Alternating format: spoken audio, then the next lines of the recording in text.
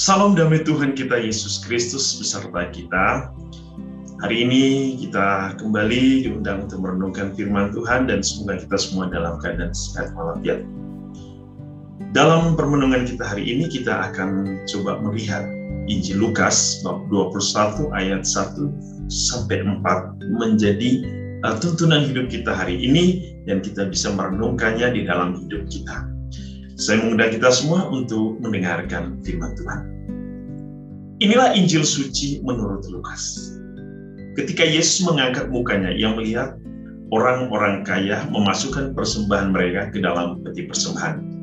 Ia melihat juga seorang janda miskin memasukkan 2 peser ke dalam peti itu. Lalu ia berkata, "Aku berkata kepadamu, sesungguhnya janda miskin ini memberi lebih banyak daripada semua orang itu. Sebab mereka semua memberi persembahan dari kelimpahannya, tapi janda ini memberi dari kekurangannya. Bahkan ia memberi seluruh nafkahnya." Demikianlah sabda Tuhan. Terpujilah Kristus. Saudara-saudariku yang dikasihi Tuhan, apa sesungguhnya yang terjadi dalam bacaan hari ini? Kalau kita berbicara tentang persembahan, tentang donasi, tentang hal memberi, selalu akan dikaitkan dengan tujuan, niat, motivasi. Apa sih tujuan memberi? Apa sih niat? Apa sih motivasi?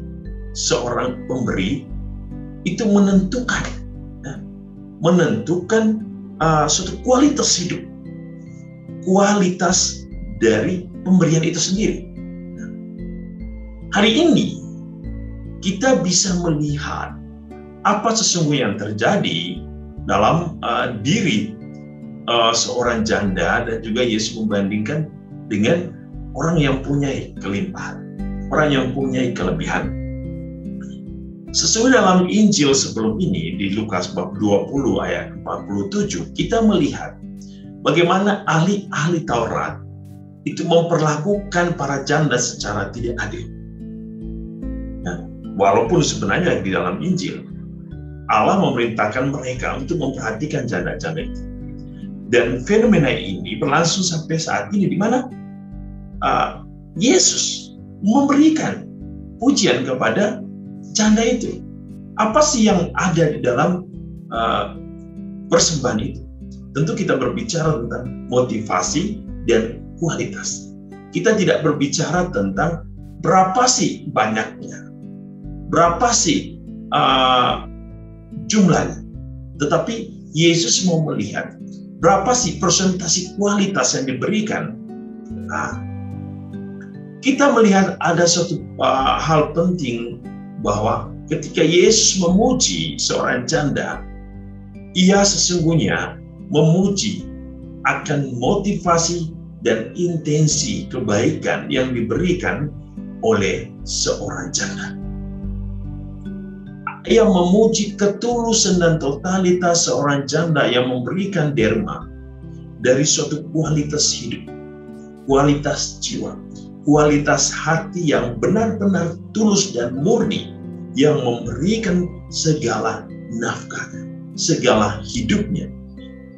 Dan ini bukan berbicara tentang uang, tetapi ini berbicara tentang kasih. Ia memberi dengan kasih. Lalu, apa selanjutnya yang bisa kita lihat dalam diri seorang janda ini? Mengajarkan kita bahwa memberi adalah satu tuntutan, di mana dalam kondisi apapun hidup kita, dalam kesulitan apapun, ketika kita mau berbagi hidup kita bagi orang lain, maka Allah akan memperhitungkan perwujudan pengorbanan kasih kita dalam hidup kita. Justru memberi dalam kekurangan merupakan suatu perwujudan pengorbanan dan kasih yang sangat besar. Kita tidak menunggu ketika kita mempunyai kelimpahan baru berbagi, tidak. Justru ketika kita dalam kondisi yang sulit, kondisi yang kurang, tetapi kita masih mau berbagi disitulah kualitas hidup kita.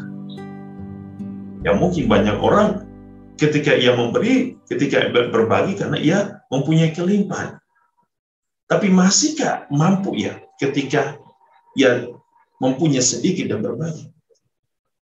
Oleh karena itu, saudara-saudara, dalam hidup iman kita juga, apa sih motivasi dan niat kita ketika kita datang ke gereja?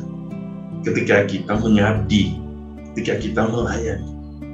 Apakah kita mencari self-interest? Mencari popularitas? Atau apa yang kita lakukan adalah untuk kebahagiaan banyak orang? Untuk menghadirkan cinta sejati Allah. Mari saudara-saudari, kita bisa melihat lagi motivasi dan niat hidup kita ketika kita berbuat baik. Apakah kita tulus atau tidak? Semoga Tuhan Maha Kasih akan membimbing kita, mengarahkan kita untuk terus hidup di dalam semangat kasih. Tuhan memberkati kita dengan kasih dan berkat yang berlimpah. Dalam nama Bapa dan Putra dan Roh Kudus. Amin.